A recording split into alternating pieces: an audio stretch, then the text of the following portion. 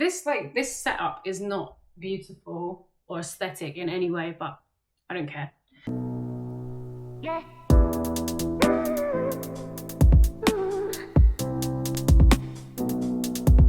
So today is the 9th of March 2025 and I am making these videos to complement me reading The Artist's Way. So last week I just started this book and I've just completed week 1, and I just had the idea of that I'm going to start to sort of like make videos on Sunday when I do my weekly check-in, and so that I can just kind of like use this as a bit of a video diary also to talk a bit about my process and how it's going, and also to hold me accountable. I just hope that like I'm not going to view this as a lot of work to do on Sundays, because I guess it's quite a lot of activities, but I'm not going to start getting negative about it before we even get started. So this week I started morning pages. So I realised I didn't actually tell you what morning pages are. So morning pages are basically 3 pages of journaling that you have to do every morning, the first thing after you wake up. And it's an activity that you're supposed to do every single day for the 12-week course.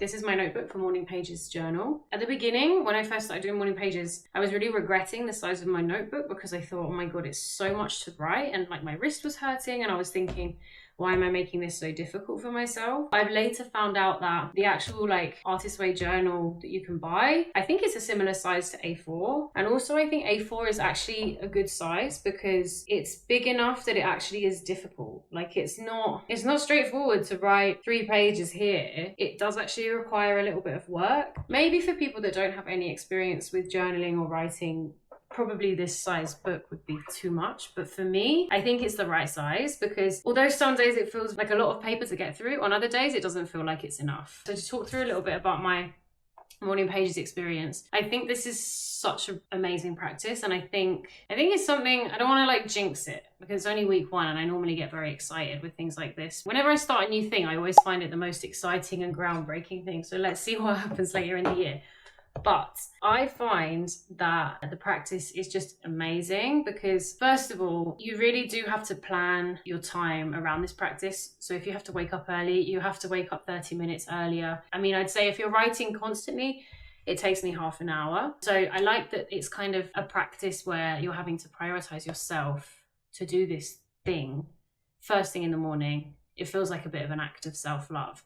The second thing that I really like is the idea that you're just sitting down with a pen and paper and just emptying your brain. Like there's no pressure to write something really like, I don't know, profound or well written. Like the quality of what I'm writing in here is not good, but it's just a really good way to get going. I mean, look, you can see how many pages I've done. Hang on a minute.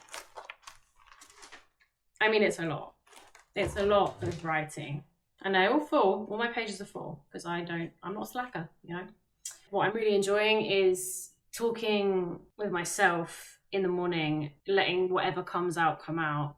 Also using it as a bit of a space to sometimes document what's been going on, like if something interesting happened the day before or something happened that I want to kind of like reflect on. And also because if I'm having like a bit of a problem or I'm confused or I don't know where to put my energy, or I'm also like a bit lost, then I just write about it. Like write about the past, write about the future, write about now, just like anything. I can like just go anywhere with my thoughts. So I'm really enjoying it.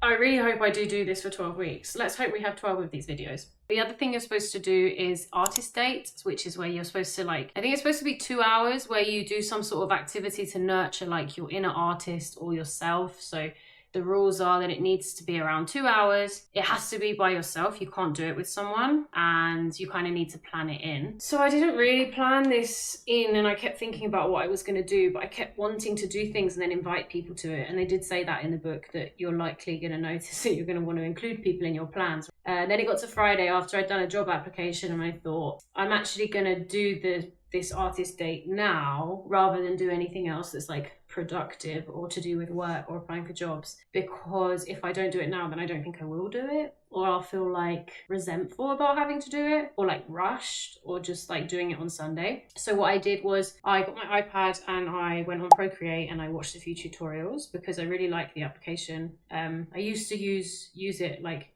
going through tutorials and doing stuff, but haven't done it in a long time. So I went through some videos that I'd done before to kind of like familiarize myself with how it all works. and just like starting to just kind of, because I kind of want to have a tool to create, but I can't create if I don't know how to use it. So I really enjoyed it. I didn't really do 2 hours. It was like an hour and a half, because it started to get a bit much, I guess, because I'm not used to doing stuff like that. But it was really cool. And I also want to like get back into doing a bit more social media content, video editing, voiceover content, vlogs, stuff where I'm kind of sharing a bit of my writing and my thoughts through videos. So that's some other stuff that I want to work on in the next couple of weeks. I didn't make enough time this week, if I'm honest, for the activities. I did some of them, which were like time travel ones. For example, let me read some to you. Time travel. List 3 old enemies of your creative self-worth. Please be as specific as possible when doing this exercise. This is your monster hall of fame. More monsters will come to you as you work through your recovery. It is always necessary to acknowledge creative injuries and grieve them. Otherwise, they become creative scar tissue and block your growth. So this is actually an exercise I didn't do because I couldn't think, I don't think I did this one. I couldn't think of like enemies of like my creative self-worth. I think it's because like I've only just started becoming like conscious of like being creative. It's not been something that's like been a big part of my life. So for me, it was kind of hard to think of examples of people like stopping my creative journey because I feel like it's only just starting. So I found that one difficult. Yeah, looking at it now, I really didn't do many of these. But it's fine. It's the first week. I'm not going to be mean to myself. I'm going to be kind, and I'm going to plan it in for this week a bit more. So yeah, I'm going to stop now because I don't want to make this too long, but this is just a bit of a journey of how my journey is going with Artist Way. I don't know what I'm going to do with these videos. Actually, I don't think I'm going to post them. Maybe I am. I don't know. Anyway, lovely, and see you next week.